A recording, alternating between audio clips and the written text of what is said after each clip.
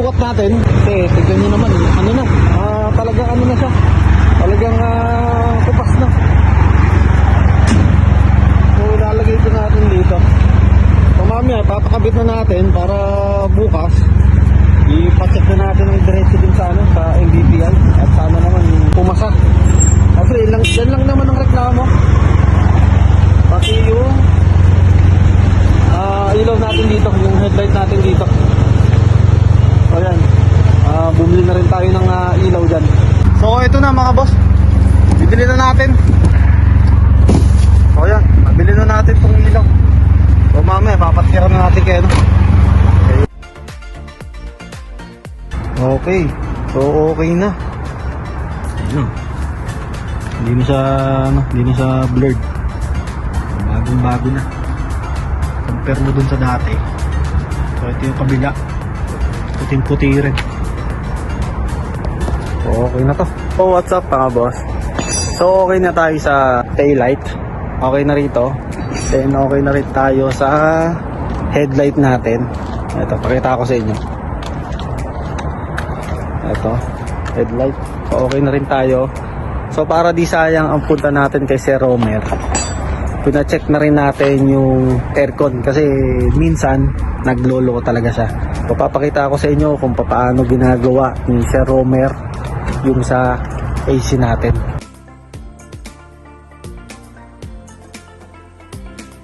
So yan si Sir Romer. By the way mga boss, please paki-follow lang po yung page niya saka yung YouTube account niya. So meron siyang ginawang bagong page. Paging yung YouTube channel niya, ang pangalan ng Facebook page niya is Sky Autocare.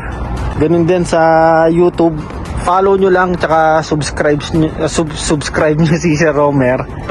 So doon nagpo-post siya ng mga video na na good thing sa mga beginner, yung mga basic ng gawa ng regarding dun sa mga mechanical.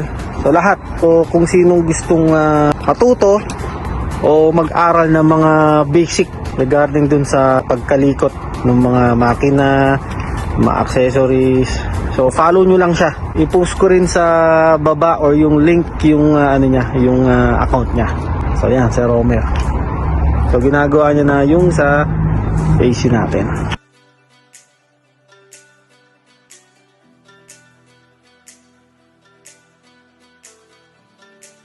So ulitin ko mga boss paki-follow tsaka subscribe nyo si Sir Romer, Sky Autocare, Facebook tsaka YouTube account. So sigurado mas marami kayong matutunan dito. So ito mga boss, tuwing nakaraan hindi gawa yung headlight niya mismo. So ngayon bubuksan natin kung parehas na silang meron.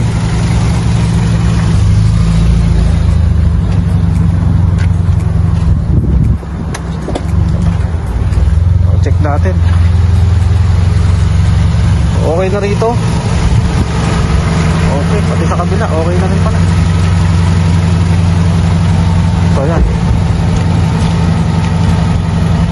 So dalawa ng meron. So goods na tayo dito. Check na natin yung sa taillight mismo. Kung papasa na ba rito kay MVP yun. Oh, mga boss, kitang-kita nyo. So okay na. Malinaw na siya. Hindi compare dun sa dati. So dito rin malinaw na rin. Okay. So taillight check. Taillight check. Headlight. Okay. Headlight check na. Okay. Sir Romer, ano ulit yung problema nung AC? Ba't namamatay siya? Tapos pagka in-off ulit, bubukas ulit siya.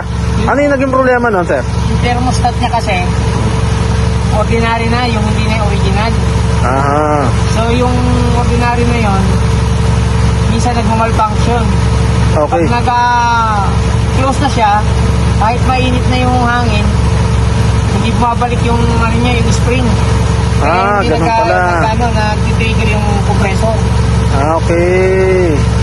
Pero ngayon, sir, medyo okay na. Inobserbahan natin yung automatic niya. So hinihintay lang natin mag-automatic.